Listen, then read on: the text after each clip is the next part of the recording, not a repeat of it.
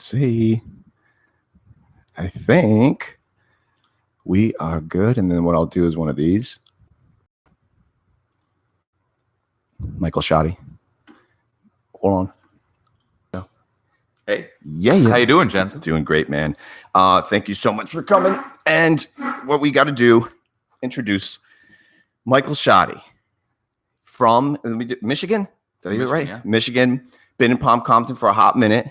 Dude, when I first met you was just, I already told you this, but we'll cover this again. You've been involved in the business scene for a hot minute here in the area with the entrepreneurs, and you were involved with Office Divvy. Met you was it a year ago or so? About. Okay. Husband, beautiful kid. You have one child? Two. Yeah.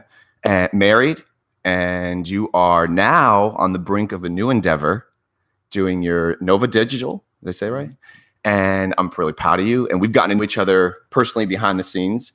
We had a nice lunch the other day, and I have to tell you, man, I really am. And I've told you this, but I've meted with a lot of people, especially the people that are going into business. And you were a breath of fresh air, man. I really mean that. And I'm going to tell you that relentlessly on the show. You have a very good demeanor about you. You seem, and you don't mind me saying that you also, in your beginning steps, which we'll cover, you were pursuing a livelihood and being a minister, which probably has a lot to do with why your backbone is so, you just had a good demeanor about it. I told my wife. So I'm excited that you're on the show. I'm proud of you. And for those that don't know you, you're going to get to know Michael Schottey. Yeah, so, I really appreciate that. I think the feelings are mutual, by the way.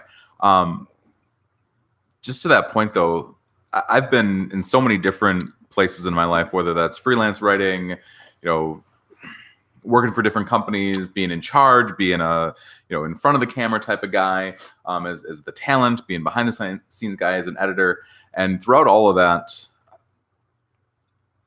I've always just wanted to be the most professional man in the room. And whether or not that's, some people might look at that as, I'm thinking about what others think about me, but I don't think that's it. I think in the end, it comes down to, you can set yourself apart with who you are way more than you can set yourself apart with things like talent. Because honestly, and I have different talents, and I'm not going to pat myself on the back for them, but talent comes and goes.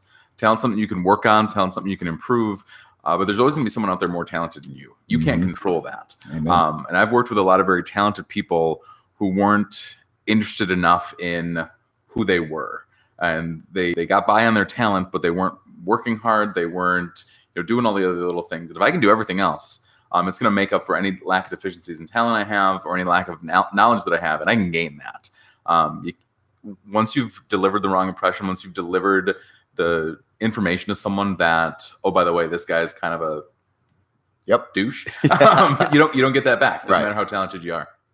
Well, one of the things that I absolutely was just like sucking your life juices away at that meeting, man, was just a lot of people, and it happens. We see all the memes, and we see it on the digital environment more than anything now. Everybody's got to be the coolest. They got to sound cool. They got to look cool. There's a lot of just illusion. And when I met with you, finally for the first time, just like in private, you and I, without the people around, and we weren't entertaining anybody else, just you and I. Dude, you're super chill. Like, you're very humble. And just like you said, there's always someone with a bigger boat, so to speak. And you're aware of that. You're not, when we sat down, you weren't like, I'm going to be the best, or I am the best. And like, look at me. And this is what I've done. This is what I'm going to do.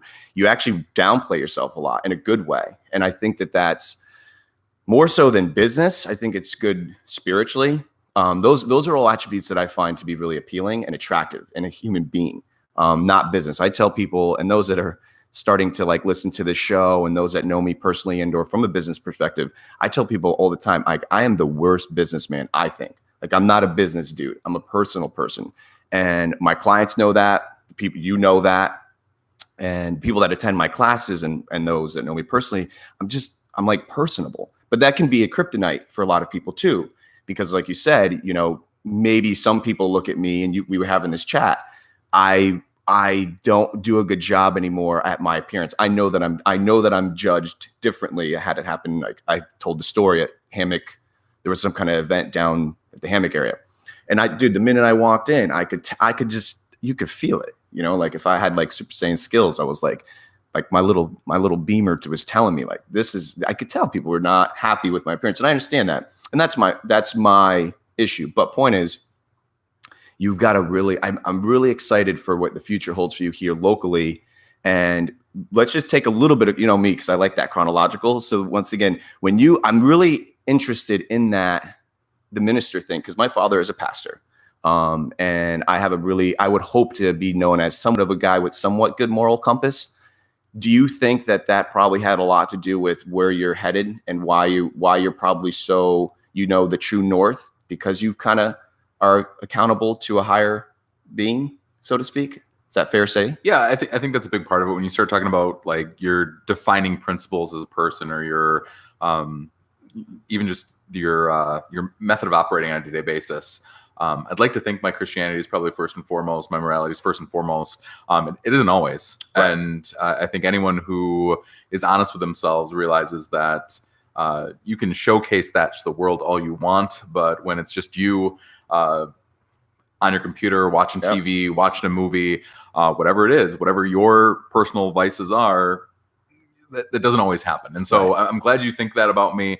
But the more I think that about myself, probably the more trouble I get into trouble. I'm always going to try to be my biggest critic there, because for the longest time I wasn't. Yeah. I think it goes to, and maybe this is a big old tangent, but I think that's okay. I spent way too much of my life worried about what other people think of me. And I think by and large, a lot of people do that. I come across, I'm so glad that you think I'm super humble, because I have like debilitating bad self-confidence. And I come across as arrogant though, because I'm really just sort of quiet. I'm not usually the loudest guy as I enter the room. I'm usually looking down at my phone, and that's another bad habit. But I really do come across as arrogant. And you asked about my father. One of my most vivid memories is my father passed away the day I graduated high school. Damn, man. And 6 months earlier, my dad had been sick. He had cancer. Okay. And I found out about 6 months prior to him passing away that like, this was it. Like there's no surgery that's going to help, no treatment that's going to help. This is it. And I found that out like first thing in the morning. Like I was called down on the way to class. I went to a prep school. I lived in a dormitory. And I sort of like got that news, centered myself, and went to walk into class. And I was, probably 5 minutes late at that time.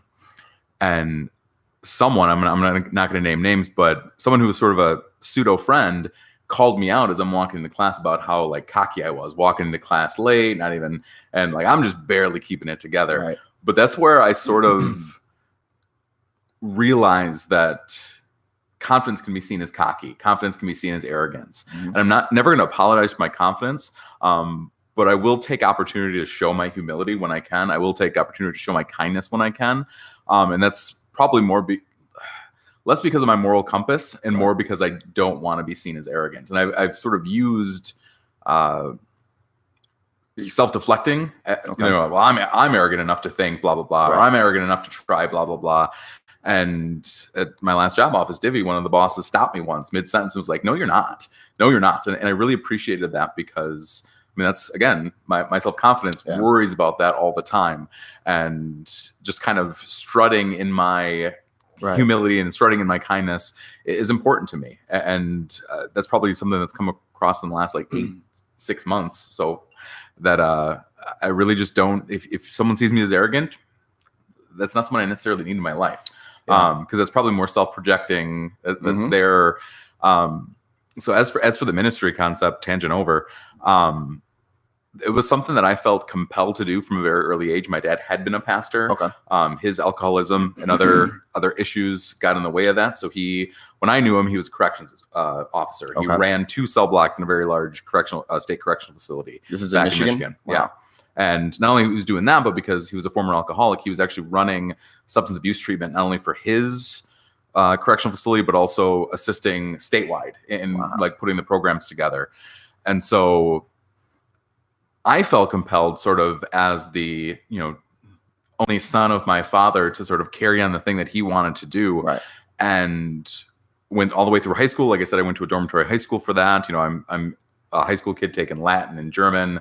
Digging into foreign languages that I'm never going to use because I thought I was going to be a pastor. That was part of the program. Get to college, start taking Greek and Hebrew for the same reason. And it wasn't long until I finally realized that it's just something I never wanted to do. And a crazy story about me is I actually had the ability. I was a very poor high school student, mostly because of lack of trying.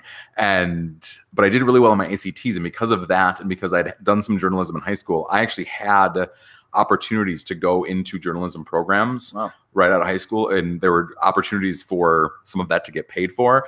Instead, I chose to go be a minister.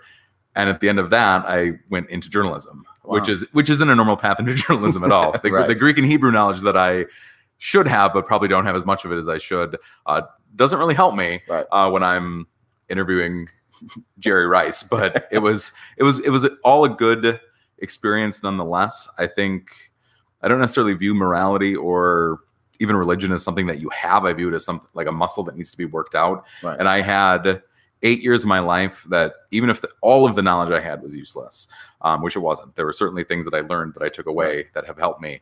But that was 8 years of basically, Navy SEAL training for these muscles. And even at the end of that, I'm still working out those muscles and still realizing my weaknesses and my failures in those muscles all the time. So it's not something you can just have. It's something you have to continue to work on. Dude, amen, man. That's some pretty serious. Well, another byproduct of this show is I had no idea about that. And that's like what I love about this. And I appreciate you being as candid as you are, because we're getting a lot of feedback more and more about people saying like, hey, man, this show or that topic really hit with me. And I know how dear and how important it is to have, who doesn't want to have their father, and like what on graduation day, that's powerful. Like I can't even imagine. So, but here's what I've learned through trials and tribulations and this whole death thing. It's really surreal, and you probably can testify to this. I'm learning that through the midst of those, of course, life's in seasons, and we know that not only as spiritual folk, but like that's just how it happens. You probably this is probably attributed of why you're you're just sharper. In lack of better words, your bullshit meter becomes better. What you can filter in and out becomes, what actually phases you. Your scar tissue is so thick. And though you probably no one would wish it on their worst enemy going through these trials and tribulations when we lose someone so dear to you, no matter who it is, it's kind of does make you. And of course, just like with anything in any kind of crossroad in life, I guess metaphorically speaking, you have that option. Like, what do I do here? Do I leash? You said something really nice to me when we were at lunch, and you had said how you were using the kind of that testing factor of like, how that like the perfect circle of the storm happens. So someone says F you in the beginning of the day, and you're in a work day, and then you take that F you and you say it to somebody else. And then by the time you come home, it comes full circle, and you may say it to your wife, your kids, something. And you said like, at some point it's someone's responsibility to cut that. To like it. And you said it way more better than I just did. I probably butchered it. So I'm going to pause you just so I can tell the story for the listeners. It's an old, it probably predates him, but Zig Ziglar is the famed businessman, the motivational speaker. And he talks about kicking the cat. Mm-hmm. And it's the guy who cuts someone off in traffic, and that guy goes home or goes to his office, and he's a jerk to the person that works for him, and that person's a jerk to his secretary, and that secretary is a jerk to someone in the mail room, and the person in the mail room has to go to the post office, and she's a jerk to the postal employee, and then the postal employee goes home and is mean to her son, and the son kicks the cat, because that's the only way the son has to let loose of these emotions. And it's like, why didn't the first guy who cut the guy off in traffic just go kick the kid's cat in the first place? Because that's when everyone sort of treats themselves as the main character of the story, and everything's affecting me, and I don't have any sort of motivation or release. Yeah, well, even the responsibility to find a better way. When you do that, all of that just multiplies, and the world is a pretty shitty place already. Why, in your life, make it shittier for other people? Dude, you're 100% correct, and that's what I hope the listeners aren't getting bored with the kind of like the silver lining of the show, because no matter who I have on it, I always try to find like the vulnerability in somebody, because it helps me. And I've had this asked to me before now in private, where they're like, what are you doing? This is probably the most like ongoing question. What are you doing this show for? People that know me personally, they know I'm not charging for it. They know I don't have it monetized. They know half the time I'm getting kicked off of Facebook or this. It's a very poor production if you actually base it on a podcasting level. Point is, I would be doing this today with you, Michael, whether we were being recorded or not. This is an added bonus. Yes, we know we're being recorded, but I would sincerely like to be your friend and sit down with you and get to know you just like we're doing now. Obviously, maybe not in this exact seating arrangement. We'd probably on the couch watching a soccer game. I don't know. But point is, it's really real stuff, man. And people that I think are starting to like hover in this ecosystem that's going on behind the scenes is people are starting to realize that we are not awesome. Like we can strive for it, but we all have issues. And those that are willing to share what's going on and actually commune with someone and say, hey, you know what? Like you said, it is pretty shitty. Today I'm having a shitty day because no one's going to normally post that. Because there's like this, here's my opinion of what social media is like. We're in this like evolution of there's the super weird, everything's cool, look at me on vacation posts. There's the today's beautiful, I'm at the beach with the shot of the feet or the legs and you're there, great. And then there's like the complete opposite where it's like, I hate Bob, or, whatever, Bob sucks and Bob, you owe me this. And it's just like this, there's no just happy medium where it's like, hey, you know what? I'm just mediocre today. Like there's no one just saying that, I'm sure it happens, but my immediate, what I'm seeing is I don't see anybody just doing that. So I'm trying to be this lighthouse, figuratively speaking, of, hey man, you know what? It's just a day. It can be a beautiful day, but people are dealing with real life issues today. Some people right now, as they're listening, probably at work, paying bills. We all got to do it. And they're not wanting to be there, or they do want to be there. But point is, like you said, the world can be a really ugly place. So why not take an opportunity like we are today, address it, and then be someone's light, be someone's happiness for that moment. But it's so weird because I don't know, like that lunch meant a lot to me, man. I mean that sincerely, like really, really good time. What was it, like 2 hours? It went by like that. It was if for two very busy business owners, it was probably way too long, but also you got to have that time. You have to take that time to unplug. It helps that my business doesn't actually fundamentally exist yet. I mean, right. it's all up and running and I'm doing stuff, but when I have like 30 clients, am I going to take 2 hour lunches? Yeah, I am. I absolutely will, because it's not about, there's Tim Ferriss and his whatever hour work week, and there's all these people who will tell you, about the blessings of unplugging and all of that, and all of that's true. But it's really not because of that. It's because people are what matter. Mm-hmm. And I had this conversation yesterday with someone that I've done, again, a lot of different things. One of my first jobs, I'll say this quickly. My first job was McDonald's, and that's not a great first job, except for the fact that you're going to get hired. Like they go through people like this, so you're going to get hired. And my dad actually drove me to McDonald's and left. And he said, you're walking home either way. You probably should walk home with a job. And it was the closest business to my house. And I think the insinuation was, I will start driving you to further away places and making your fat little kid body walk home. And so I came home with a job. And how old are you, by the way? I was 14. It was like, it was the immediate, like the day that I could get employment in the state of Michigan. And so my second job was a much nicer experience. It was a gas station. And what's crazy to me, and I'll go really quickly here, is that for a gas station, it was not about gas. A gas station makes on average like anywhere from half a penny to a penny per gallon of gas. That's a loss leader for most gas stations. It's inside. They make, if you buy $1 fountain drink, they make 99.5 cents on that bad boy. So our gas station's like foundational principle was that you should be the best at everything you do. They're going to come and get gas anyway, but you want them coming back for nonsense. Like we were famous for our donuts. We were famous for our popcorn. People would come in and get huge, like 50-gallon bags of popcorn. All of that stuff. Shout out to the Wesco company. I went to insane. I was 16 at the time. I could not work the cash registers because you can't sell lotto or cigarettes, but I was just mopping the bathrooms and cleaning stuff up. And they were insane about their cleanliness. That's why I had a job.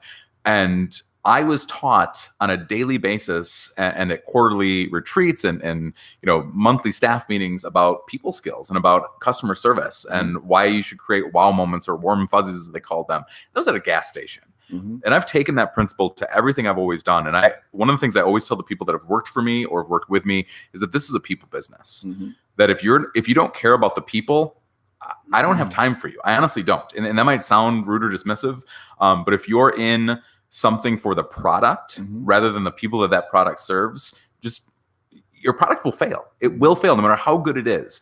And I think Google and Apple have learned that to some extent. Microsoft, it took a little bit longer. Right. But from big companies to small, if you're not in the people business with everything you do, you're going to fail eventually. Yeah. I mean, you can have a great idea, but you better know how to interact with people. And that's where if I'm asked to take a 2-hour lunch or I get to take a 2-hour lunch, I'm going to do it because that's a person. And I care more about the person than the work around that person. Yeah, maybe that's what's making us so like-minded more so than other things as far as business is. I started working at 14 too, man. I remember I said, Dad, I want my permit, which was coming up at 15.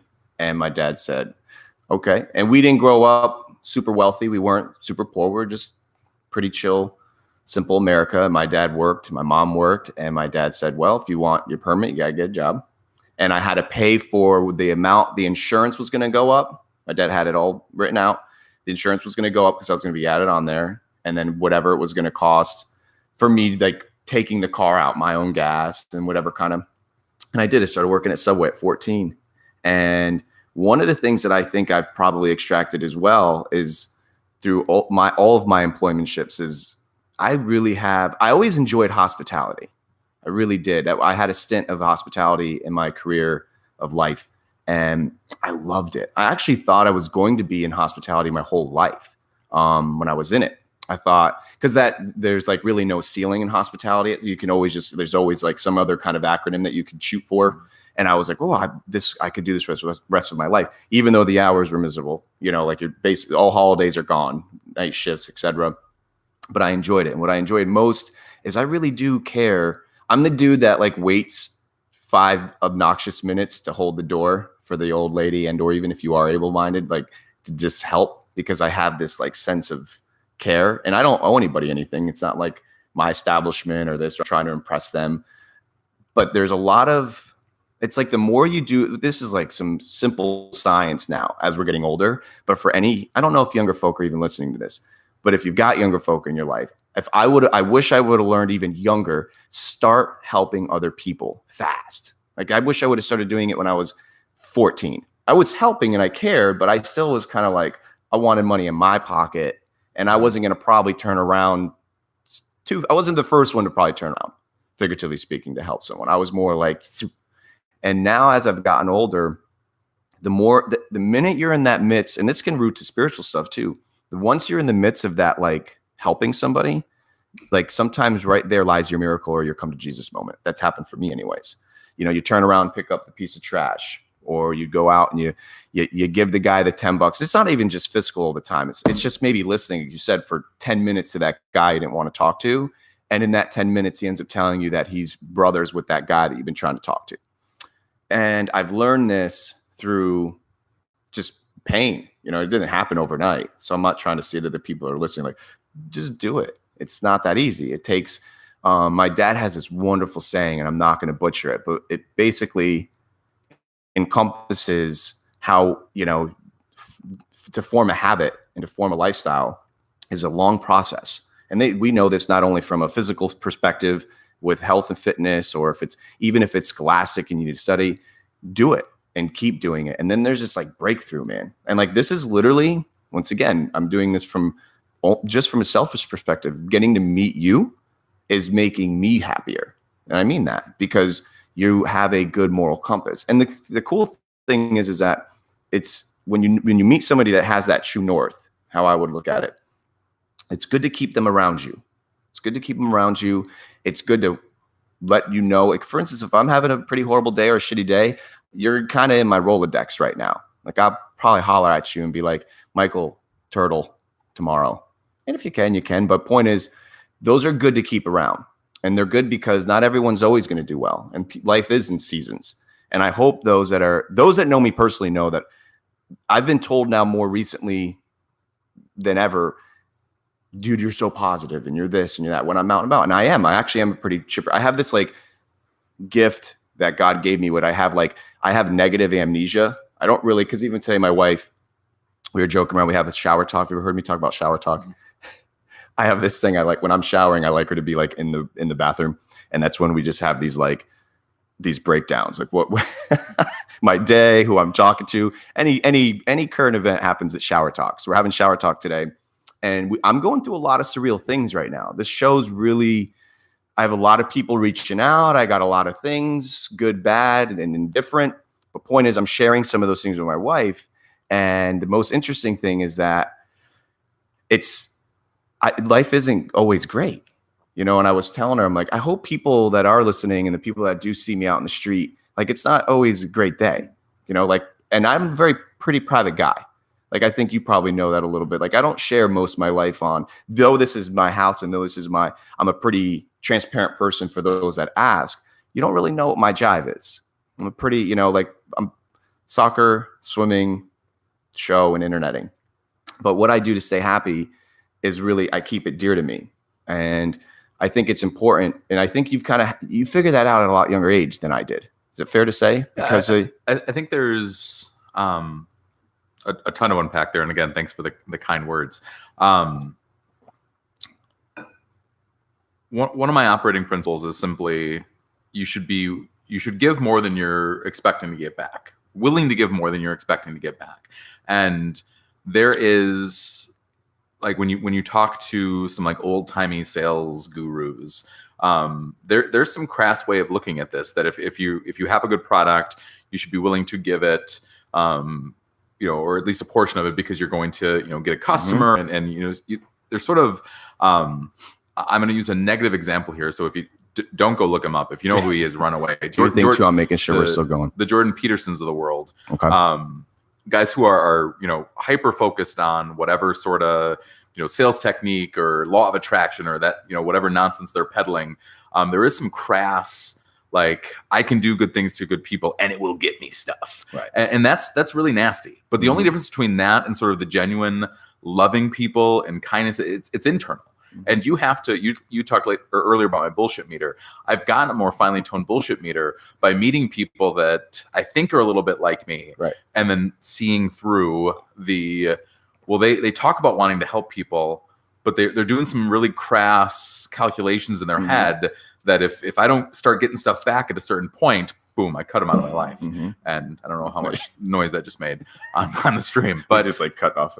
So I think that's where I'm coming from in a lot of situations where I don't necessarily think what I'm going to get out of something. Now, of course, now I'm a business owner and I have a family to feed. So I do want things. I don't despise money. I don't despise making a living. But at the same time, helping people out usually doesn't take that much. Being kind usually doesn't take that much. And people feel like life is a zero-sum game, that if they give of themselves, you know, I'm not going to have anything left. That's nonsense. That's just straight up bullshit. You're going to give of yourself, and even if that person doesn't give it back, you will get it back in creating those habits, creating a habit of kindness. You will be a better person. Stop. Marcus Aurelius said, "Stop thinking about what a better person is like, and just be one." And that's you know, something that, again, I don't do it. Not perfectly, not even well. Right. But it's something that I'm working on, and so. When you push all of that aside, I think there's something that, you know, and I don't know the why that we both have it together. I know why I have it, but I think you're fundamentally an optimistic person, and I have found, you know, I can the motivation in my life is, you know, I went through, you know, we talked about my dad dying. I went through that at a pretty young age. You know, an 18-year-old is barely a man, barely a functioning human at that point. I had a lot of mistakes and a lot of growing to do by the time after I graduated high school.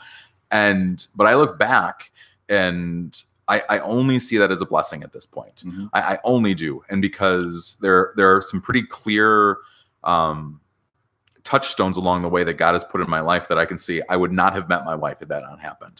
I would not have some of the friends that I have if that hadn't happened. I would not. My dad was very much an alpha male, like leader of the pack of our family. And he died early enough that I never had to depend on him for things I had to do myself. So I'm much more self-reliant than I normally otherwise would have been. if my dad were still alive today, I would probably still be working at McDonald's, quite honestly. Wow. I was a lazy kid. And, that's why when I graduated high school, I was pushing 400 pounds. Right. There were things that had to change in my life, and that could not have happened had my dad not passed away. And he imparted what he could in the time that he had to me.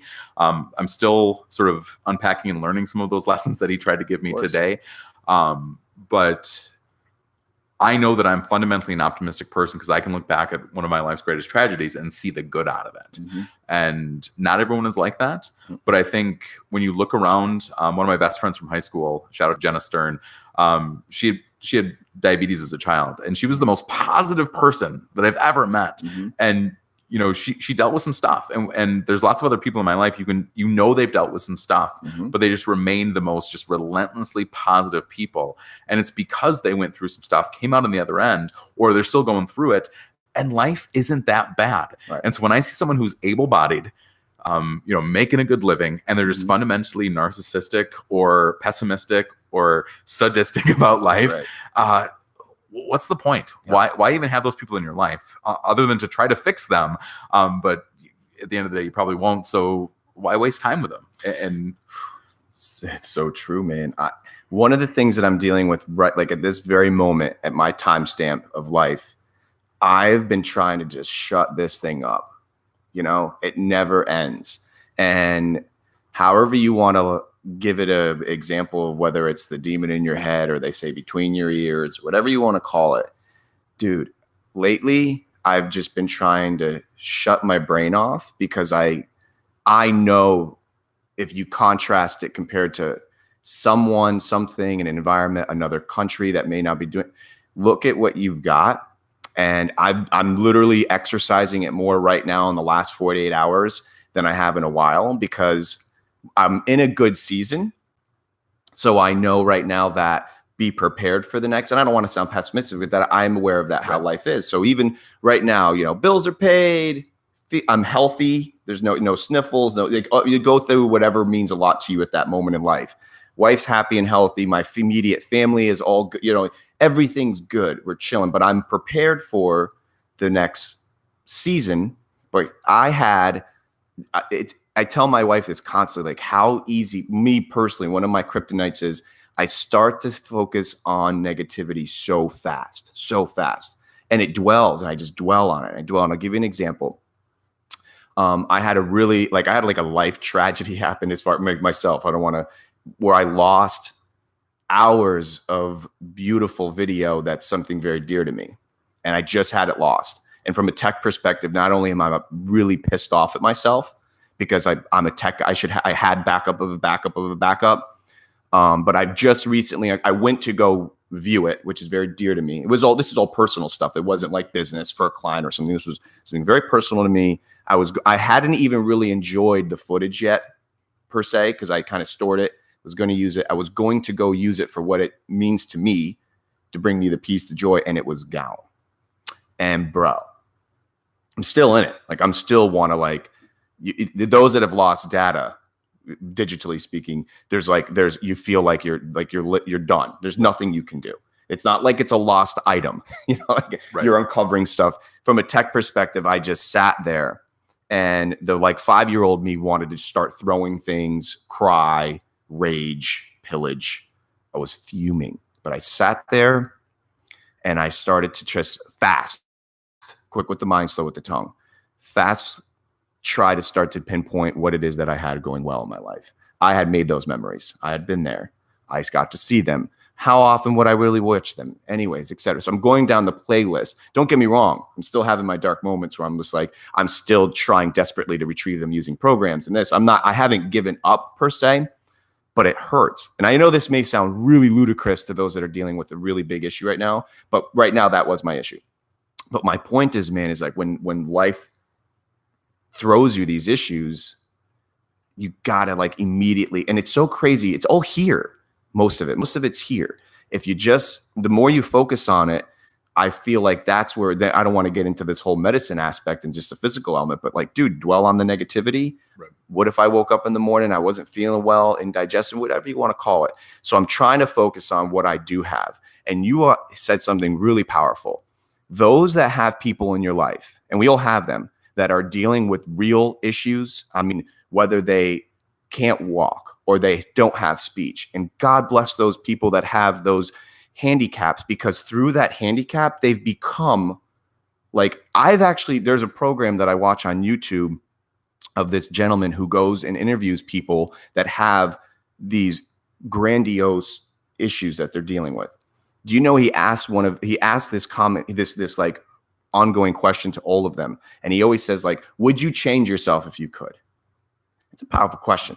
So he's sitting with these people, and I'm not talking about people that are just like have a cold for a day. I mean, this is a really, really powerful YouTube channel. And bro, you know what? I think every single person he's ever asked, and some are like, as long as they can speak of like they're of age, all the way up to like elderly, they say no.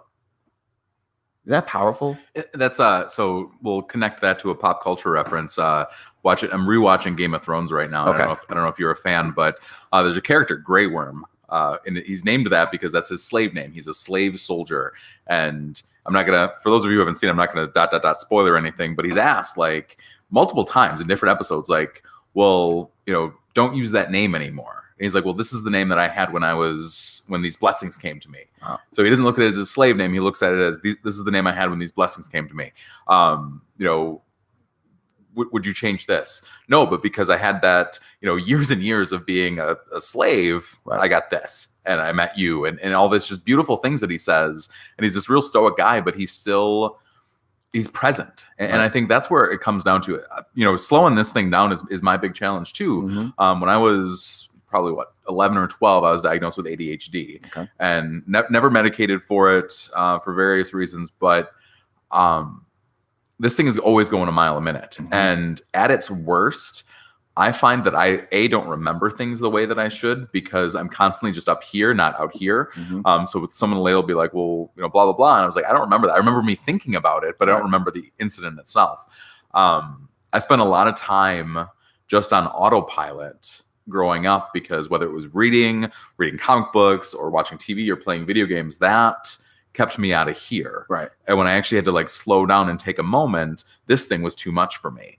And so I've practiced meditation, and I've really worked hard on being present. At its best, it's almost like this is a constantly going fire. I don't need like motivation a lot of times, because if I can just point this thing in the right direction, it will do all of the motivation for me. Because especially since starting my own business, it's like 5 o'clock hits, I wake up and it's like, I've got things to do. I need to get up. You're a 5 a.m. riser? We'll say 5:36, but there are days where it's like 4 and I wake up to use the restroom and I'm like, oh, never mind. I'm just going to get up because I realized I had something to do. And once it's there, because of the way my brain works, I can't shut it off. And so there are a lot of negatives to sort of having a very loud inner thought. Yeah. Even the scientific name for man, Homo sapiens sapiens, is a man who understands his thoughts, or a man who thinks about his thinking. We're the only creature that scientists know of that have that. A dog doesn't say, should I go get that treat? A dog just has an autopilot that says, boom, treat. Right. We think about our thinking. And if you can sort of harness that and point that in the right direction, right, no matter how overactive or underactive your brain is, just simply focusing and quieting it down for a minute is a really powerful tool. And it's sort of a really in vogue trend right now. Dan Harris wrote 10% Happier. Mm-hmm. Then that's what he talked about. That's what he considers meditation to be. It's almost like you're building a muscle, and it's not a superpower as much as it's you can be just 10% happier than you were before. Mm-hmm. And if you would ask people that, do you want to be 10% happier? Yeah, I think 100% of people would say yes. And to me, I almost at that point almost think of it as a superpower, because if I can just realize that I'm in that moment where all my thoughts are out here, and I can just get them there, whether or not that's like 10 minutes of quiet meditation, or if it's just like a moment of realization and just pull it back in. It helps your productivity. It helps your focus. It helps your stick-to-itiveness. It helps your optimism. It helps so much. And I think it helps you be cognizant of the other people in your life a little bit more, because it's a Winston Churchill quote, and I'm going to butcher it, but it's like, I was 20 when I learned not to care what other people think. I was 40 when I learned, something, and I was 60 when I learned they weren't thinking about me in the first place. Is how the quote goes, because we all have that. We all have this inner talk that's constantly going. You walk into a room and you're self-conscious. Well, so is everybody else. Get over yourself. My wife loves to repeat over and over, it's not about me. It's not about me. And that's sort of her mantra. And we've adopted that together, where I'm so self-conscious. I'm so in my own thoughts that just that ability to say, these people don't care. These people just don't care about whatever the stain on your shirt or the, whatever nonsense. And so, you had that the other day. You talked about, walking into Hammock Beach, and sure, someone might have thought that, but they moved right on to thinking about their stuff, their nonsense. And so, if we all just spent a little less time thinking about what others think and more about how we treat other people, I think the world would be a better place. Did you say, like, I could literally break down like 15 things you said and go into so many tangents because they're all so special to me. One of the things that gets me through, I'm still playing soccer, and it's getting pretty surreal because I know I'm getting older, and I know I'm not at the same level of these, and not even just necessarily in my backyard, but even when I go to these tournaments and stuff. But you think about it, I've been playing soccer my whole life, and I had this realization the other day that's helping me of self-growth. Is I thought about, because those that don't, God bless you, but even Michael Jordan said, like, those players that don't have anxiety or like ready to go, that doesn't mean anything to them. So that kind of makes me feel good, because when I have games that are on the line, big or small, that game days, I get anxious. I want that time to come immediately because I'm looking forward to it, but I also want to get it over with in a good way. Like, I want the whistle to blow. Here's my point. I started thinking about how anxious and how scared is the other team to come as my opposition, with the team that I have built, with the skills that I have acquired, and not from a cocky perspective that I'm better, but like you said, stop thinking about you and think about what maybe they're going through. Now, this is from a competitive standpoint that helps me, but in life too, let's flip the coin for a minute. So don't look at somebody in the real life after, like, I'm going to go faster than this guy on the road today. But think about what other people are thinking. And then there's that connect. There really is. There's that connect, not only with your own spiritual backbone and just your consciousness, but then you start realizing that, like you said, no one, like when I used to have to do my first ever guest speakings years ago, bro, I was freaking out. I'll be very candid with you. I did my first guest speaking many, many moons ago. Bro, I literally was sipping on like a watered down vodka drink on the way, driving like an idiot. I wasn't obviously tanked. Right. It was early in the morning, but the show, I was so nervous that I was relying on that to like take it off. So I'm sure chemically it was helping, but I was so mad at myself even during it, because not only legal perspective, but the fact that like I'm using this substance to I should just have this in me. And I was pissed at myself. And I remember I did it. I executed the class and the speaking to fine. But I was so mad at myself that I like relied on a substance. And I'm a casual drinker anyway. So it wasn't that fact, but it was just like, why am I using this to be what I feel like I should already have? And I've never done it ever again, thank God. You know, like I remember I was so mad that I had this cup in my car driving with a little bit of vodka in it so that I could like go about my day. But this relates to, I think, just in life in general, where just be confident in yourself and knowing that you don't have to be the best. You know, like you really don't, like be the best that you can, but you're not. There's always going to be someone with a bigger boat. There's always going to be someone with better looking, better, cooler this, but are they really happy? So I've been asking that more and more as I'm getting older, and I'm kind of becoming more just at peace with myself. And I don't ask it in a condescending term, but I've even asked you this, and it's just like, are you happy? Not, you know what I mean? Like, it doesn't come off that way. Like, are you happy? And I care. Like, are you sincerely at peace? I've asked a lot of people, and those that are listening, if they are, I've asked that to people I don't even know that are complete strangers. And I go, look, man, enough of the business real quick. Are you sleeping at night? Are you at peace? Is there anything that I can do to help you meet the right person? Especially people that have just moved here to Palm Coast. I know I can see they're lost because it's a weird freaking town. especially from a business perspective. So I've had a lot of meetings in the last, let's just say net 90 days, dudes that are just like, they don't want to act like it, but they're deer in headlights because they're like, how in the world do I sit down with these people? And I'm like, yeah, bro, it's really weird. It's almost like high school lunchroom in Palm Coast. Would you say it's a fair statement? In Palm Coast? Super weird.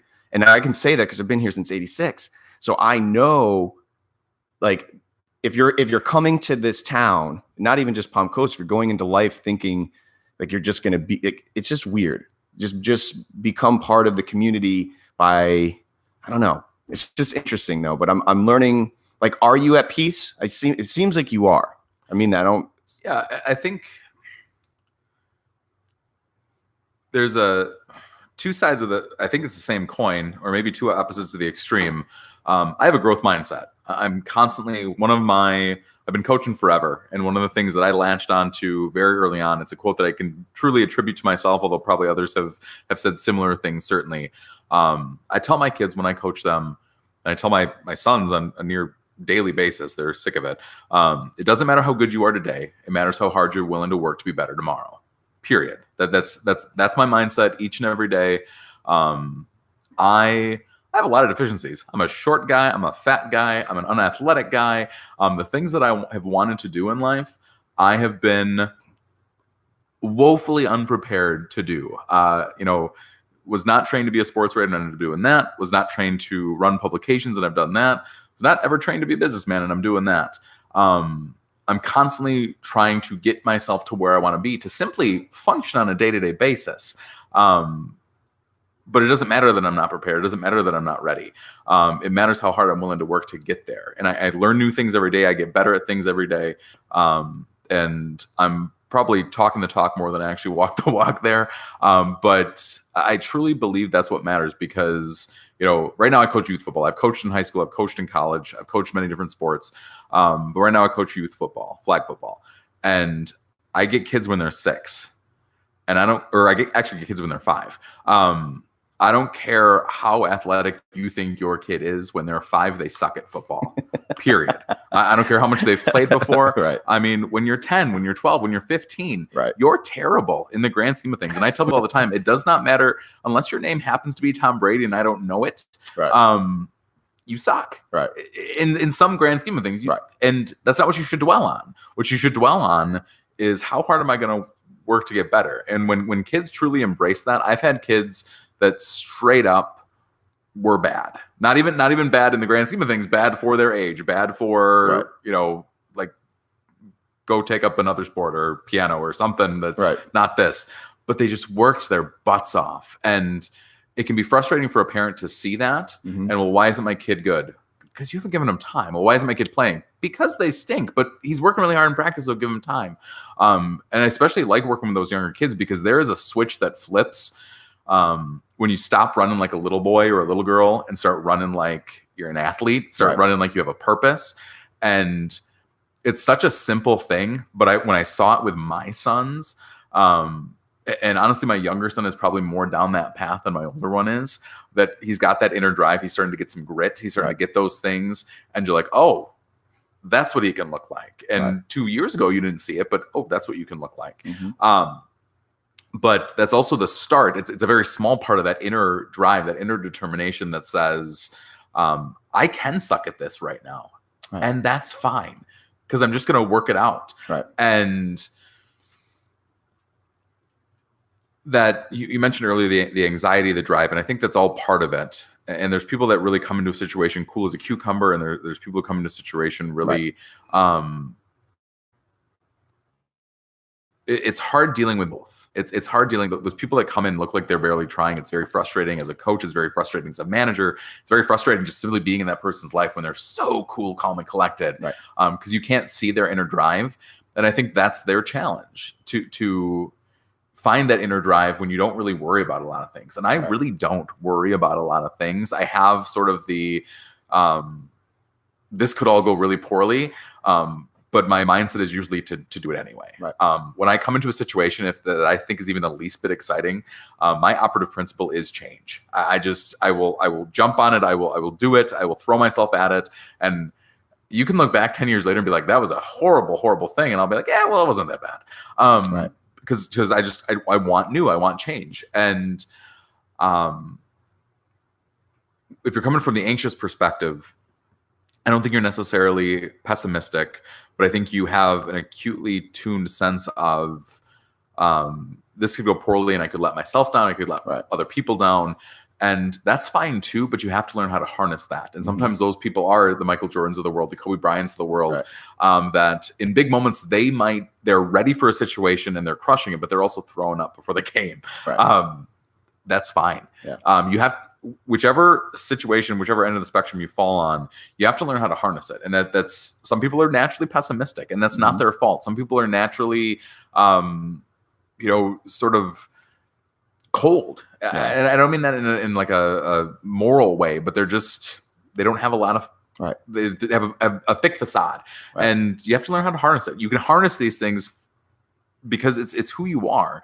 And if you just meet yourself where you're at, I believe that with other people too, meet people where they're at, but meet yourself where you're at and learn how to harness things that you think are weaknesses, turn them into strengths, and learn how to, maximize your strengths at the same time. Dude, a really dear friend of mine, I admire him more than anything. I wasn't that super close with him, but he was a star athlete and played on the U.S. national men's team. Eddie Johnson from here graduated with me, but is like all that is man to me because he's an athlete in my sport, and he's become a legend. And now he's a trainer, which that's what he should be doing. And he posts on these Instagrams and his social media accounts where he's training. It seems that he has a wonderful following of youth. And he said something really powerful the other day. I was watching one of his skits. Someone must be helping him because it's just like phenomenal, the production of it, et cetera. But here's what he said to these kids: is he said to them loudly and very charismatic and right to their face that this is where you fail. You fail here so that when the whistle does blow, you're going to play. And bro, that here I am, 35 now, still playing, nowhere to that caliber, obviously, but it resonated with me because I'm like, yeah, man. Now because I'm playing recreation, I don't have practices. We have pickups and stuff, but that apply. I literally watched 10 times because it was just a short little story, Instagram story thing. So it was quick, but the power that I got and extracted from it was, once again, it can apply to life, right? So you constantly do this in your dialogue, is that you always kind of remind the listener, which you did with me, and I'm sure you do it behind the scenes with your friends and family, that you don't have it figured out, but you do pursue the fact that I'm trying and I'm not perfect and I'm going to become a better person. I want to become a better listener. I want to execute at X, Y, Z, etc. But what Eddie said really hit me because, once again, it's okay to fail in those environments where you're, then when the show's on, that's your moment. And when the show's on, it could be the client meeting, the client face meeting. It could be when you go to execute and present the product and whatever it is. When the time is on and the lights are on, remember the times that you did fail. Remember the time that how many shots you took at the ball or whatever it is that you practice. And that once again relates into life.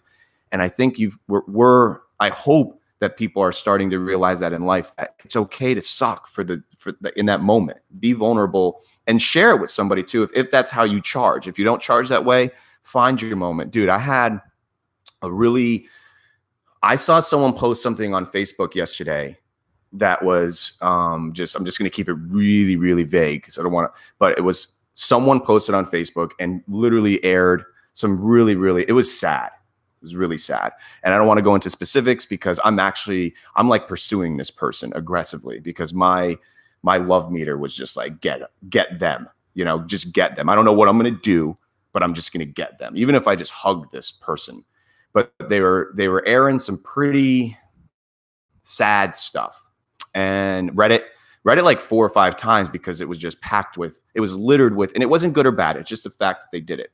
Well, I woke up this morning and it was on my heart, and I literally went and checked it, went to the page or the person, and it was gone. Still pursuing them. So they know who they are. I'm coming for you. I don't know what I'm going to do, but I'm going to love you. And I'm going to do everything that I possibly can. I don't know these people at all. But whoever it is, get a lunch at Turtle Shack out of it. That's pro tip. Now, I don't want to I hope sincerely that I didn't freak you out the other day. But when we sat down and we prayed, that was really special to me. And for those that have cornered me, whether it's on a phone call or like in the right environment, and they're like worker dudes or people, girls, and they're like, how are you doing this? How are you like? And I learned at a very young age, tell me about your God without talking, because there's a lot of people that can, no matter what it is, whether it's a diet, whether it's a religion, whether it's a sports team, just be it. And if it's attractive and it's doing well, then people are probably going to want to be a part of it, and then use that as the catalyst and the segue to then share with how you've gained or got. So I'm having a lot of this happen now where people are just saying like, hey, how are you doing this? It's not a physical thing. People that know me, I don't have, you're here. I don't have, nothing's attracting them because of my stuff. I don't have anything materialistic. People don't see and they're like, man, how'd you get that 91 Cavalier? It's not that. They're more, I think they can just sense. And I prayed this before you came over today, like make someone see something different in me. Not my money, not my job, not the show. Let's make it something, let it resonate with somebody who's literally maybe on the brink of giving up. Not suicidal. I don't want to go morbid with it, but just like, ugh.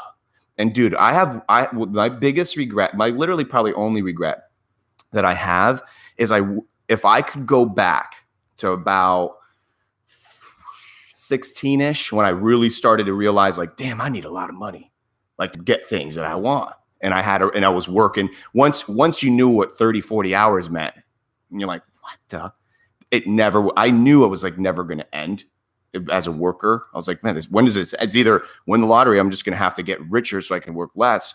Point is, if I could have shut this up when I was about 16, especially kissing 20, for every, let's just say like an accumulative 5-ish hours in a day, that's probably the fair rough average of just like, this didn't shut up. The constant worrying, like, oh my God, like I hated my job. I hated those around me because I wanted to be, if I could have just enjoyed those 5 hours, accumulatively speaking, even if they weren't back to back, because you got to work, you got to do things you don't want to do. I wish I could go back and just chill. And those that know me and those that are listening to the show, chill, man. Just chill. I don't want to sound super whimsical, but I promise you, and I told you this the other day too, everything you're shooting for, you will get. I believe that. It happened for me. Everything that was pursuing and going for is happening and has happened and will continue to happen as long as you don't stay idle. I'm a big believer in that. It's not only spiritual, but I feel it's workmanship. Stay busy. Do something. And it will happen. Set your goals. I'm a big believer. Have a Post-it somewhere that has like what you want, literally fiscally too. Do you know I've always done that since I was about maybe 20-ish. I had a Post-it note of what I wanted for the year. Never come anywhere near it, but I have it, and it's constant. Even though I've never come near it each year, I put it up more because I don't share it with people. I don't like. I don't wear it on my chest. I don't tell people like, look what I'm going for. The number's irrelevant, but look at it every day, pray for it every day, and I promise you it will happen. And I'm glad I told Camille this yesterday. I am so thankful that God has brought me through this path, because what you do with a little bit, you're going to do with a lot, right? So when I was 20, I wanted to be a millionaire. Who doesn't? Right. You can't handle it. You can't. We look at it across the board. Look at the celebrities. Look at the trust fund kids. Look at them all. They piss it away. Can't happen. I could not have handled 30 clients when I was 20. I couldn't handle 30 anything when you're 20. I'm now 30-ish, and I'm still learning that I want more.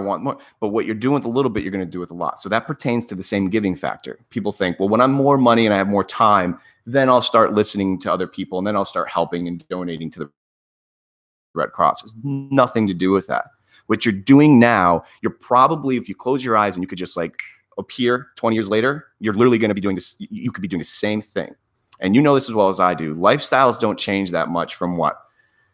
From $10,000 to $50,000. There's like some rhythm. You ever heard that? We're like, lifestyles don't change that much until you start making from 6 digits to the 7 to the 8 to the 9. That's when things start to change. Right, but even the guys who make those digits, Steve Jobs was still wearing basic black turtlenecks. Yep. Bill Gates still looks like a schlub. Warren Buffett looks like, you could run into him at Bob Evans Yep. any given day, and you probably could. I vividly remember growing up, there was and I did not work for their McDonald's, but there was a couple that went to the congregation that I grew up in for a while that they owned multiple McDonald's franchises, and they did not drive a fancy car. They did not wear fancy clothes. They had money and they used money for the betterment of others. And you could not have picked them out of a crowd as the rich people there, but they had more money than I would have ever known what to do with. Right. To this day, I would not know what to do with that much money. They knew what to do with it. They did good with it. Right. And tons of things resonated with you, but I'm going here, and maybe it's just because my mind was going to go anywhere. Lately I've been very active on Instagram, just sort of trying to use that, thanks to some inspiration from Gary Vee, to sort of like hone what I want me and my business's brand to be. Facebook is sort of, it's not dying, but I think it's not sucks. it's not as. I'm probably not even on right now. Oh, we're on. Oh, we're still on. Awesome. But I don't want, there's like new stuff coming out, Snapchat and TikTok and newer apps that I don't want any part of because it's just not a good idea. But Instagram feels like a good space for me and my brand. And my wife takes really good pictures, and I'm all right. Not nearly as good as she is, but there's a significant crowd of what I call like success porn or hustle porn. Just these people who think if I throw this out into the universe, it's going to come back to me. And I think there's some truth to that if you set your mind on something and just work at it, you're going to get some shade of it eventually. Mm-hmm. I believe that to be true. And I don't think it's cosmic or even God-given. I think it's just, that's how life works. If you have a goal and push toward it, you're going to get close enough that you're happy once you get there. Mm-hmm. But hustle is not enough. Activity is not enough. I think it has to start from something that I think you have, a mindset of gratitude, a mindset that, as you said before, whatever I have, whether it's 10,000 or 50,000 or 10 million or 50 million, I have enough. I'm fine. And we talked about this yesterday. A lot of people have this scarcity mindset that if someone else succeeds, that means I'm failing in some way, that I don't have that. It's the difference between cake and candles. If there's a cake in the middle of this table and I take a slightly larger piece, that's less cake for you. And you can get mad about that until you realize you're not going to eat all that cake anyway. Candles are different. If your candle is lit, that doesn't make my candle less lit. And if I go light someone else's candle, that only makes the room brighter. It doesn't make my candle less bright. It makes the room brighter. And if there's 50 candles and they're all lit, my candle is still just as important as everyone else's. And I think I come from that abundance mindset that says I have enough. I don't need to worry. Shit can go sideways fast, and I'm still fine. And it comes down to, and this is where, religion is going to come back into it. I can die tomorrow and I'm going to be all right. And I can die tomorrow, and I know from personal experience, my kids will be all right. That would be terrible for them. It would be terrible for my wife, I hope. I would hope that my friends and family would mourn me. I'm not looking for that. I'm not so fatalistic that I'm fine with it. I understand. But things will be all right. People treat every situation, stubbing their toe, whatever failures you have in each day, they treat it as the end for so many things. And I've just never had that. I've seen some really strong examples of that in my life that I just never wanted that for myself. And it's another Winston Churchill quote. I'm not like some World War II buff, but his quotes resonate with me. Success is not final and failure isn't fatal. You mentioned earlier about failing on the practice field. Again, I coach a lot of kids. I tell them, you can fail out on the playing field, but fail at full speed. And I've made a lot of mistakes at very full speed. Get yourself places. And I mean that even I've done some really crappy things in my life that I wish I could go take back.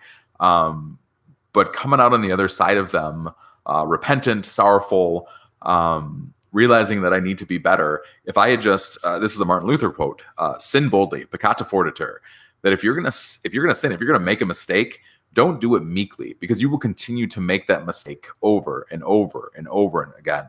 Sin boldly, let it be big and proud. You're gonna get swatted on the nose for it, but don't hide it. And I think the same is true for business. I think the same is true for just as a fundamental life principle.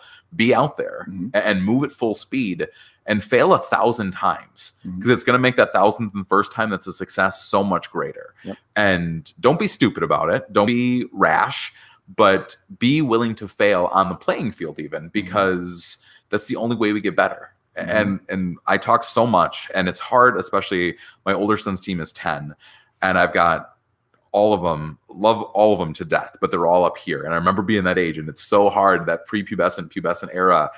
And I tell them all the time, I'm not looking for you to be better than anyone else, your teammates or the other team, but I want your best, because 10-year-olds are also inherently kind of lazy. And across the board, I'm not talking about these kids specifically or my kids specifically, but I see in my son what I saw in myself, and I wish I could go back and kick my own butt. So I'm going to kick his instead. Sorry, Joshua. But just be your best. Whatever you do it to God's glory, do it to better yourself, do it for the people around you because you love them. Do it well and be your best. But I don't think a 10-year-old can hear that and not hear be better than other people. Yeah, probably safe to say. I don't know if a 20-year-old or a 30-year-old no, can I mean, hear it can happen to anybody. What's funny is I'm learning this now. Even though I've been like independent for a hot minute, it's still funny. Every day is another rodeo. And here's my opinion that I wish I could just, and I'm actually practicing what I preach. What we're doing right now is not something that most people in this immediate area, because I can only speak for our backyard. That's really all I'm well versed in business, so to speak, if you want to call it that. Is, dude, people don't like doing that. We're in the same space. Okay, so here we are. For those that are listening, I mean, we're doing the same thing, and I'm so proud of you. And I am as a friend, so they're not doing this around here. So I don't think they probably listen to this show anyways. But those people that are just grumpy, that want that cake candle thing is powerful, bro. Like, kudos to you. Like, I'm gonna use that for the rest of my life. It's like most ideas. It's fundamentally stolen, but I don't think it's okay. I think creativity is just thievery by another name. That's Picasso said it best. Art is nothing new under the sun, man. It's all just redone. Here's the point. What you said is so powerful, because I've noticed my wife and I, we've been walking from here to Oceanside and back. So it's a long time to talk and a long time to think and a long time to, if you're not happy, you can kind of analyze it. So I was analyzing kind of how many people that I have forgotten, because once again, I've been blessed with this like negative amnesia. I really don't remember. Like, my wife will say like, don't you remember that thing or person that did XYZ? And I'm like, I didn't, but I do now. That's pretty crazy. My point is, for anybody in the workspace, especially my home, 321-367s, all around here, just chill. Like, there's a lot of weird energy going on when it comes, especially in our space, man. And I'm going to speak to them specifically. Once again, they're probably not listening to this because they don't like me anyways, but chill. Like, I don't care if you're a social media marketing manager. I don't care if you're a web dude, web girl. I don't care what you're doing. Just do your job, and welcome those around you that want to be around you. How honored and flattered I was that you asked to just go out to lunch with me and just be with me. Friend first, human first. That's life. And those out there that are in this digital space, look, get ready. Hold on to your britches, because there's going to be 10 more tomorrow, another 20 tomorrow, the next day, and another 30 the next day. The space is growing. Figure something out. But I'm specifically speaking to anybody in the digital space, chill, because I don't see anybody in my space doing what I'm doing, because it wasn't done to me. When I first started getting in the digital realm, those know who they are. I don't know if they're maybe listening at some points and little blurps here and there, but they know exactly who they are. And I went to their face and I try to have lunch with them. I try to chill with them, and they mocked me. Literally. Just they're like, and I told you that at lunch. So I'm making it a specific angle for me that anybody who calls me, and even if you didn't call me, I probably was coming after you anyways, love them, because we're humans first, business next. And if you think that client is your source, or you think that your business name is your source, you got it all wrong to begin with anyways, because we don't know what the internet's doing. We don't know where the world's going. So if something catastrophically happens, I want you to love me as a human. Then if we can communicate and work in some kind of capacity, great. But if the world ended today and I needed a ride to get out of here and evacuate, I hope you're going to pick my wife and I up on the side of the road. That's how I'm thinking. And there needs to be this like paradigm shift of thought in business in my backyard, in your backyard. To those people in this space, I'm calling you out.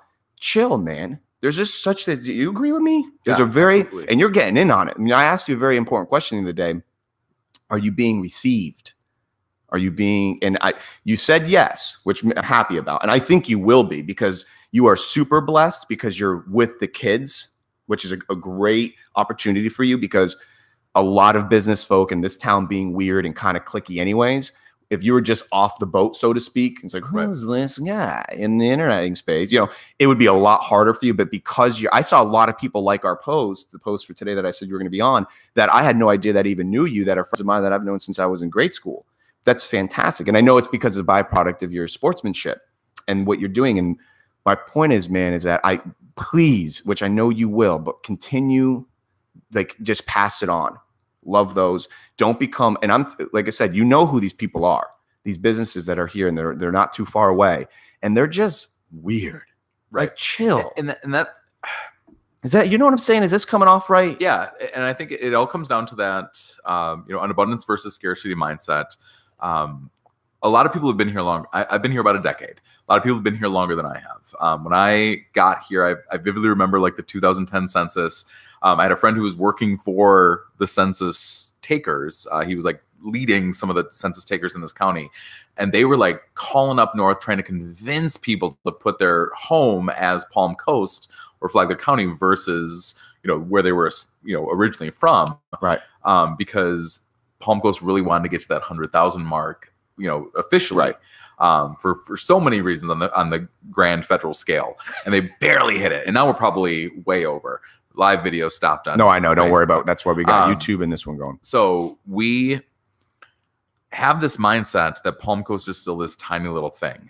And it's very easy for people in our space to be like, to have that scarcity mindset that says, if you get a client, that's a client that I can't get.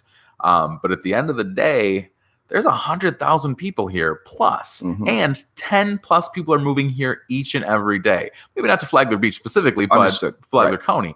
That's more than enough. That's actually bigger than Daytona Beach. That's bigger than Ormond Beach. That's bigger than St. Augustine. All these big cities that we talk about going to. There are more than enough clients here. And by the way, the world's a really big place, and we're both interneters. So I talked to a friend who has a business up in Washington, and she would like a little bit of, at least a consultation, whether or not that is business for me.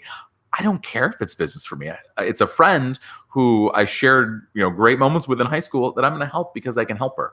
And that's where it comes back to this mindset that if I'm just helping people, if that's my inner principle, there's some really fun things that can come out of it. And if you're looking at the end result and that's what you want, so I'm going to be kind or I'm going to act kind, you're going to have that crass calculus going on in your head, and it's never going to come true for you. It's never going to be coming from the right spot, and it's never going to work. At least not for long, not for the long term. It'll work great short term, but it's almost like gaming's SEO. You can game SEO and you can get whatever you need, the clicks that it needs for a short time, and then you're going to get shadow banned.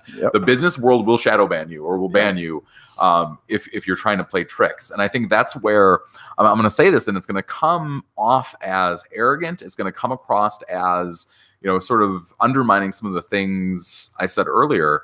But I am a fierce competitor, and don't screw with me. Because when you have that fail at full speed mindset, if you have that, I have enough so I can fail 99 times because I'm looking for that 100th win. When you have all that and you just don't give a shit what other people think about you. I posted the other day as I was getting ready to launch this business, like, doubt me, this will be fun. And that's truly my mindset. And it has nothing to do with wanting to best other people or beat other people, but it has everything to do with when you have all of those mindsets that says I could be a spectacular failure, crash and burn, literally or figuratively, and everyth's going to turn out all right anyway. Who's going to stop me? Who's going to, am I going for, $1 billion business? Am I looking for that 9th, 10th digit? Probably not. I don't need that. I don't want that. It would be more trouble than it's worth. But are you going to stop me from what I think is success? No, because I already have it. You asked me the other day if I'm happy. Are there things that could be better? Absolutely. Mhm. Am I constantly trying to get better? Absolutely. But am I happy? Yeah, because I have enough. I've got a wife, I've got kids, I've got all this. And even if you don't have it, there are a billion things each and every day that you can be pessimistic about, that you can look at that could be better, that you don't have. But I guarantee there are just as many things that you have that you can be thankful for. And if you're focused on those, if you get all this going in the right direction, looking at those things that you're thankful for, it's not about whether or not you're going to find success. And that's where it goes back to that Instagram success porn that I talked about earlier. There's a big difference between someone talking about, I'm going to work really hard to make a difference, or I'm going to work really hard to build my business, and some of the nonsense is like, you will own a yacht one day. Like, okay, maybe you want a yacht because you're going to go sailing in it. I don't want a yacht. I don't need a sports car. I drive a busted up Subaru.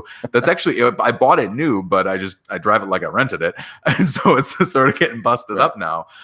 Sorry for everyone I passed on the way here today. But I have enough. Do I want a second car? Sure, I'd take one. I don't need one. Do I want better things for my kids? Do I want to be one of those families that at Disney every weekend? Sure, but at the same time, being at Disney every weekend gets in the way of a lot of other stuff, which I don't want to give up. There's all of these things that you could have and you could set your sights on. But I think simply saying, I want to continue to get better every day. I want to provide for myself and those around me. I want to be a blessing to those around me and expand my influence. And even influence is a word that can get twisted, because I don't want to be an influencer in terms of, you're not going to see my bikini body out on Flagler Beach. But to have a positive influence on those around me. And I do that each and every day. And I try to get better at it, but I don't need success first to be an influencer. I can influence my family. I can influence my friends. I can influence the kids that are entrusted to me out on the football field. I can influence the people that I'm simply kind to in the line at Publix. I can do all that right now. And if I'm focused on that, life just feels successful. And I'm not going to ignore that feeling of success because I don't have a yacht. Yep. You're right. I think I wasn't scholastically gifted. And well, I say that because I didn't apply myself to. So the teachers and those that know me, I think anyone can be. I really didn't apply myself. My point is that the one of the biggest things that I look at now that was a huge milestone for me and a big building block for my mental stability was leaving the United States of America and going somewhere where there was not the luxuries of what we have. And I was blessed enough to not only physically be able to do it, but you didn't need much money too. So it wasn't a money thing. I had like $2,000 in my name. So I had no money. And man, I lived in basically a very, very amazing place with no toys, no frills. And I needed it more than most because I was pursuing vanity. I was pursuing the materialistic lifestyle, 110%. I had just started to strip myself away from the Hammett. I was working at the resort, and dude, I was just constantly being influenced, and it was my own issue. No one did it. No one was dangling it in front of me. They were just, when I saw people driving up in the 100K cars and staying in a place that was $500 a night, et cetera. I was like, man, I was pursuing that. I wasn't pursuing self-preservation and just being at peace. Point is, we really do have a lot. And this isn't just an America thing. This isn't just it's just a human being thing. I could have asked any one of those people that I grew up with at that point, if they wanted an iPhone, they would have said, yeah, but I'm good anyways. And to be in an environment and to be in a society for a while that wasn't contingent on material, and it was contingent on this, taught me, and probably is a lot to do with why I smile a lot, why I pursue these relationships, why I am a friend first, then business next, because all of it is going to corrode and rust, and it will not be here. What will be here is the memories and wherever we go next in life. And that's it. And I've recently I've had to go back to my mental toolbox of happiness and peace, especially through, once again, it sounds rather ludicrous to those that are dealing with a really severe situation, but I lost a lot of video that was very precious to me. And I had to go to my mental box and say, close your eyes. And what really does it all matter? It's all not going to be there once those eyes shut for the last time. except for, once again, whatever your beliefs are, where you're going next. And that's your prerogative. The point is, it all doesn't matter. What matters is your health and your peace. And dude, I think it goes without saying that I hope I hope all those that listen to the show, I hope everybody that I come in contact with, sleep, baby, sleep. Because it's the most important thing, not just from medicine and a physical, like trying to sound like this health guru. It's just be at peace. And maybe you're not a sleeper, but be at peace. Lay in bed and be able to turn your mind off and don't freaking worry. And that's why I think, man, like I said, I was our gravitational pull was good. I was really attracted to our conversation, who you were, and like I said, the way you carried yourself. I admire you've been a major asset to me when I go to my classes and I do those things. You have a very good demeanor about you. You're attentive. You're aware of the people in the room. You're aware of you're just there and you listen. So, I mean, I'm super excited for you. And I really mean this, man. You're going to do it, but don't ever forget, you're going to become tenfold to where you are now. I can feel it. This goes without saying, but don't turn into one of these grumpy pants, and I know I'm just saying it for more of the listeners than directed towards you, because I know you got it, but I'm seeing it more now in our ecosystem than ever. And I've been doing it now for it's just, I don't know what it is, man. And I wish I could just sometimes figuratively just like what, really, guy or gal, really?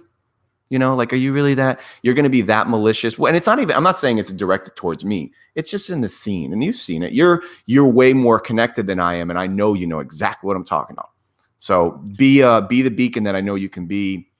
And you always have me, man, sincerely, as a friend first. And as someone you can always call on. My house will always be open to you. And those that know me well, I'm just super proud of you. And the fact that you're already a father, and at your age, you have the two kids. How old are they? You said 10 and 6? Yeah. It's amazing. So what would you say, I guess, what do we do? Do we do good or 1? Yeah. See how it goes? Yeah. For those, well, obviously we'll come full circle. We've got Nova Digital, which is fan-freaking-tastic. I think you guys are going to do, and like I said, we've talked about this, anything that I can do to help you grow and excel. And I think you guys you're going to do really well. It may not be the most favorite, but I've got a lot of content I can help with. I mean, the fact that you are a writer and you still have it in you, that's going to be one of the things that your services offer, right? Amongst other digital, but what was your slogan? Cause I liked it. Your success is our business. I love it. And you're involved with another really well-known business guy here in the area. He has his own company already, and you guys it's 2 of you, right? Yep. So I think it's fantastic, and I wish you guys super success. I want to get to know that. How long has your partner been in town? Jay's been here. Jay Maxwell Painting and Pressure Cleaning. He's been here.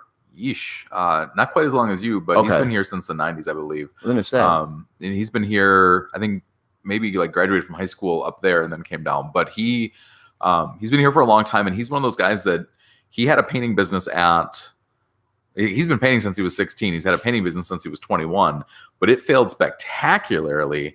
I don't want to tell his story because he should be on here one day, but it failed spectacularly. Because the downturn that happened in this economy and ever will, but especially 2008-ish. Yeah, and houses weren't getting painted for what they were getting painted for before.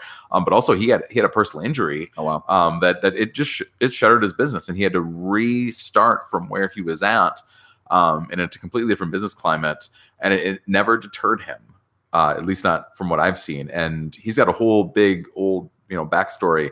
And I say this, it goes back to that 95% of any battle is just giving a shit. And he's one of the few people I've met that truly care as much, if not more than I do, about attention to detail, the quality of what he's putting out, not what others think about him, but the value he's adding in other people's lives. Mm-hmm. He's a single dad. He's I guess he's not single. He's a beautiful girlfriend, but he raised a son by himself, and he is just caring. And I have known him for a very short time. We both got involved in the flag football league that he started is blowing up. For those who are listening to Mad Dog.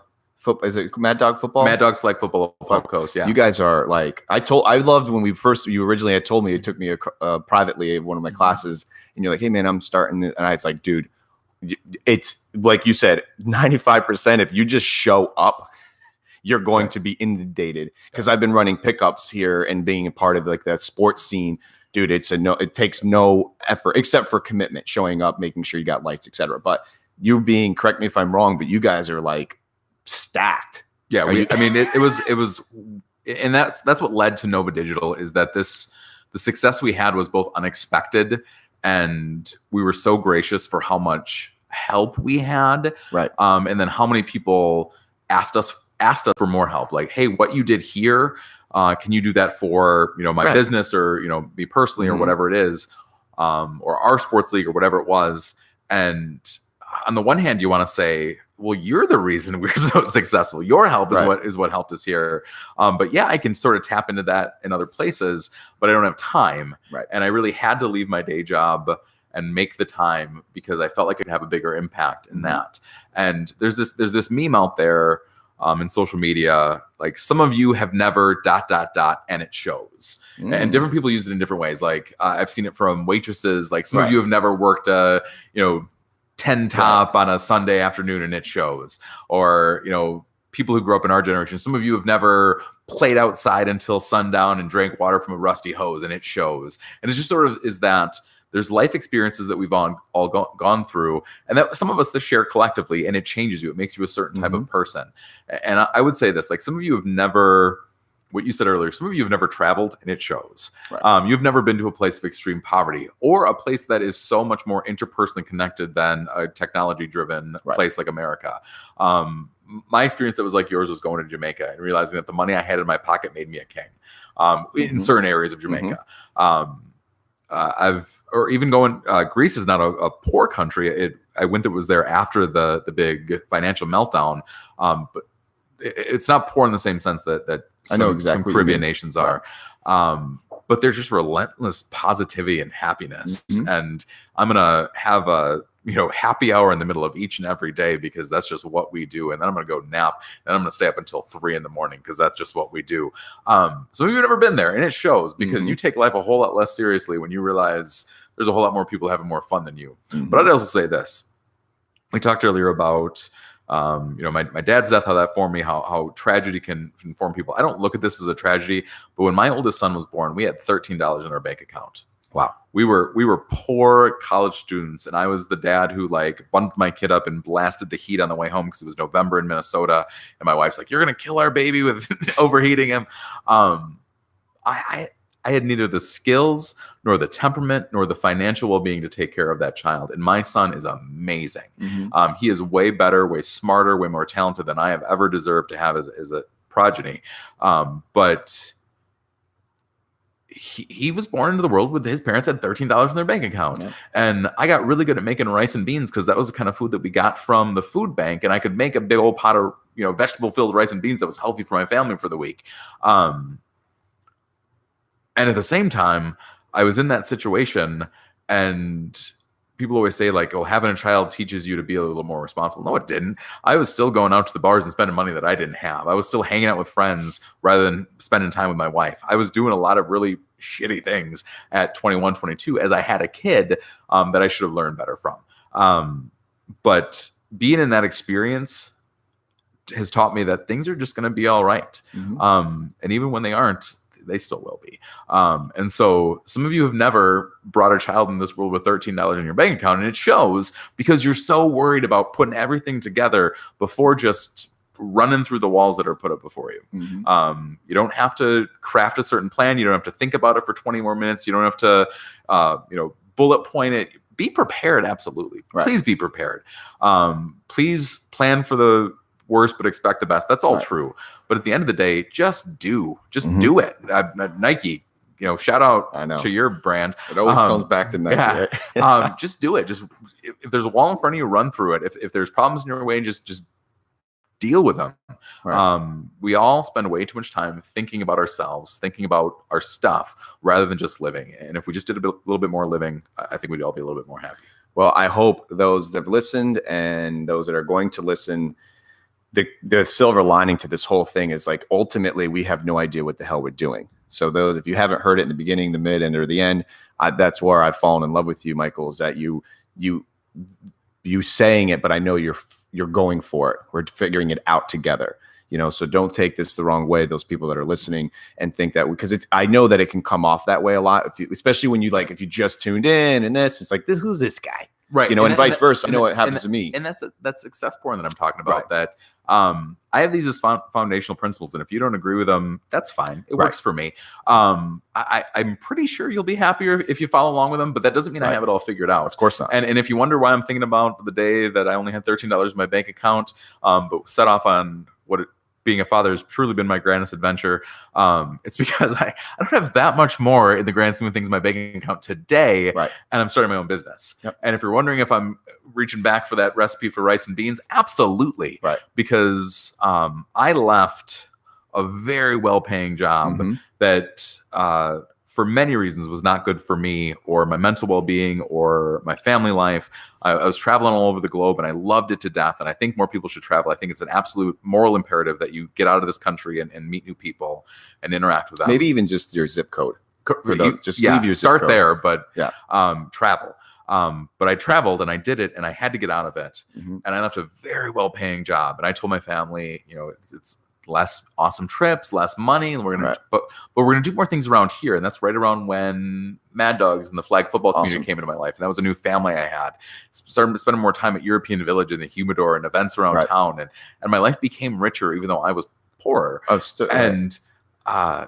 think the same has to be happening right now too, because I have income, but it's freelance writing. It's hoping I get some of these clients. I have income, but not a steady job like I had before. Right. And things are going to be all right. My wife might be absolutely terrified. My kids might wonder why we're not going out to eat quite as often and why we're eating rice for the 5th time this week. But things are going to be all right. And I can't help but think that there might be actually a reverse correlation between me becoming poor and my life getting richer at the same time, because I'm okay with it. And I'm okay with that because I feel like what I'm building is going to bring those blessings, monetarily. I do not doubt that this business is going to be successful, and that's not arrogance. That's just my definition of success. But I think it's going to be successful financially too, because of what you said. I've just been kind to enough people that their kindness to me is coming back, and I didn't ever help someone 2 years ago because I thought that they might be a client. No, your motive was pure. And that you said that earlier today is that, I mean, bro, I'm like falling more in love with you. The fact that this is even another byproduct of this little show is that to share what you're sharing is really powerful stuff, man, because that's what I hope resonates with most people that are listening to this, is that don't take this show and don't take what you're seeing and think that we've got it figured out at all. And for those who've never been to this set, it's just my little laptop pointed at us on a little totem there with a little light at my kitchen table. And I'm not a millionaire. I will be one day though. I do still strive for that, and there's nothing wrong with that. But I've learned that when I do, no one will know it anyways. And that's the point. And what you are striving for, just experience the now, man. I can't thank you enough, because I'm having obviously more and more people on this show. And there's this one thing that I could hope more than anything out of all the guests that I have is just be real. And that's some real shit right there. And I really appreciate you sharing that, because that's what makes me a better person. And that's what makes me realize that in my season, I'm going to remember all those accumulatively that have shared with me, whether we were live on or not, which we're not even on Facebook right now, to show you why I can't stand the Facebook. But the fact is, you shared something that I'll say, hey, you know what? It isn't always glamorous, man. It really isn't. And it isn't always, it actually never is about money, but it is about supplying a list that we have a responsibility as men, that I believe, to supply for our family. And I'm not against women working. And also, don't take this the wrong way, those who want to go there with it. But point is, we have a responsibility to those around us to supply a lifestyle for them. And you're doing that. And you have I'm really, really, really, and I'm not saying this in I'm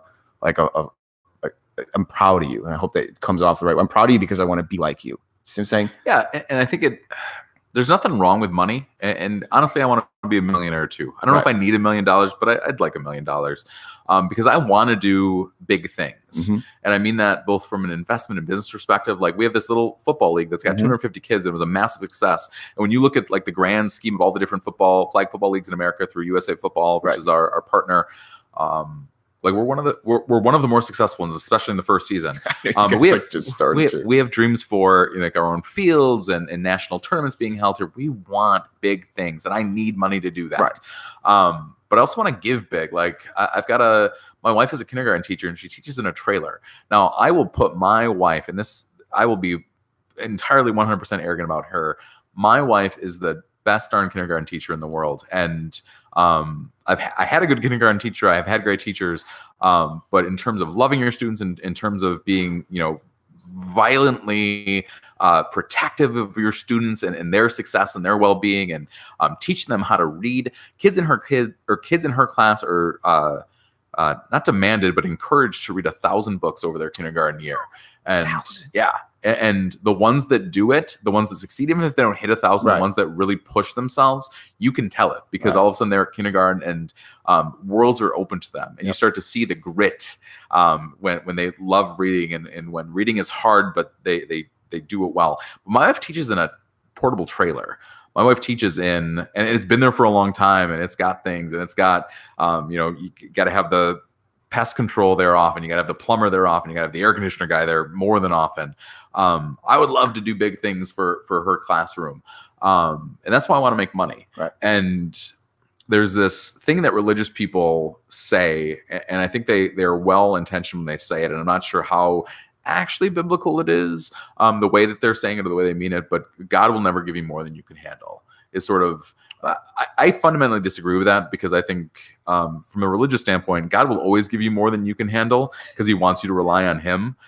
So God is going to constantly throw things at your life that you can't handle because you should be relying on other people and relying on him way more than you currently are. And God will teach you that. God has taught me that so many times that there is more than I can handle. And he will throw that shit at me as much as he can if I'm not learning that message. But I also think people always mean it negatively. God would never put something in your life that you can't handle. Well, okay, that means God doesn't want to give you $1 million because you can't handle it yet. Mm-hmm. And that's not, again, there's no crass calculus there that when I'm finally in tune, God will. Right. No, I agree with you. But I know if I was at 23 and I had been wildly successful and ESPN had hired me, by the way, I turned down ESPN once upon a time. There's that. It was my dream job, and I turned it down because it wasn't right for me and my family. My life would be different. I would be an alcoholic. I would be divorced. I would be a shitty dad. Right. To the one kid, because I probably would have never gotten to the second. My son exists. My second son exists because I didn't get what I wanted. Because I would have been that guy that if I had a little success, I'd have been flying to Vegas and partying with friends, and I'd I was not mature enough to handle success. I'm not mature enough today to handle true success. And so God make me the sort of person that can handle that stuff. Like the family I knew who owned the McDonald's, the McGovern family, like give me that. Right. Give me the ability to be the one who's rich, but no one knows it. Yeah. The ability to be the person who's rich, and the ones that know it only know it because they can see what I'm giving. Right. Dave Ramsey says, work like no one else so you can give like no one else. That is a fundamental principle that I believe, but I'm not going to walk that walk yet. I know that about myself. I know that if I got more money, I would have a nicer car. If I got more money, I would have a nicer wardrobe or eat nicer food or never cook again. I love to cook, and I know that I would never cook again if I had $1 billion because I'd be out at La Piazza and Giabella's and everywhere else, Oceanside Bar and Grill, plenty of different places. I would be mainlining sushi if I had $1 billion. So God, I'm not ready for that yet. And thank God that he hasn't given me that yet, because I want what's best for my family. And right now, that kind of monetary success, that kind of that those blessings I'm not ready for. Proud of you, man. So you don't, and like I said, I'm not that much older than you, but what, 33? I'm 33. You're what, 35? 33, man. You've got a very good, your roots are in a good foundation, man. Like you're definitely not built in sand, and I mean that. And it's a hell of a characteristic and an attribute that I keep people like you very close. And I'm learning a lot from you. And I hope, I don't know. Every episode has their own rhythm, and today's episode has absolutely been nothing but just, I hope, is just like chill and realize we're just two human beings trying to figure it out, and it's not always pretty at all. It's not always pretty. And I love those that those that have reached out to me privately, and it's happening more and more, Michael, and they're just saying, I don't even know who these people are. And they're just sending me quick Facebook messages and they're just saying like, I love your show. And it doesn't mean anything to me monetarily, but that's obviously. So my point is that it just makes, it literally feels like it's like if I like logged on to PayPal and I saw like $1 million deposited. That's how I feel when a complete stranger tells me that they love what the show, and it's not, I know it's not a me thing. It's from a narcissist. I'm like, if anything, I can't even barely get through watching 10, 15 minutes of it. Once it's done, I make sure it's live because I see all of the stupidity that I see in myself. I'm like, I should have said that better. I should do this. Point is, thank you. Like 110% thank you for being open and honest. And those that don't know this dude, you got to get some Michael Schottey in your life. Yeah. I mean, you said it best before that I really don't want anyone to come away from this episode thinking that I think I have it all figured out. No way. But come away from this episode that if you do anything in your life, just care more. Don't be on autopilot. Care more about other people specifically. And if you have something you need, I probably don't have an answer, but I have an ear. I have the ability to care about you. I have the ability to listen to you. And if I can impart any knowledge, if you've taken any of this stuff as good, I'm thankful. If you think it's bullcrap, I get that too. But I care about you and I'm willing to listen to your problems. And so I might not be able to help, but I'm willing to try. Well, I appreciate you for that. And I sincerely love you as a human being, man. Like that's some pretty deep stuff. So once again, those probably the Mad Dog Sports goes without even saying. If your kid needs something to do and he likes football or doesn't even like football, just needs some good, burn some energy. That Mad Dog. You guys what's your days that you're meeting? Our playoffs for the first season are this Saturday. Oh wow! So I don't know when everyone is listening to this, but we're doing our playoffs at night under the lights at Wadsworth Park. Nice.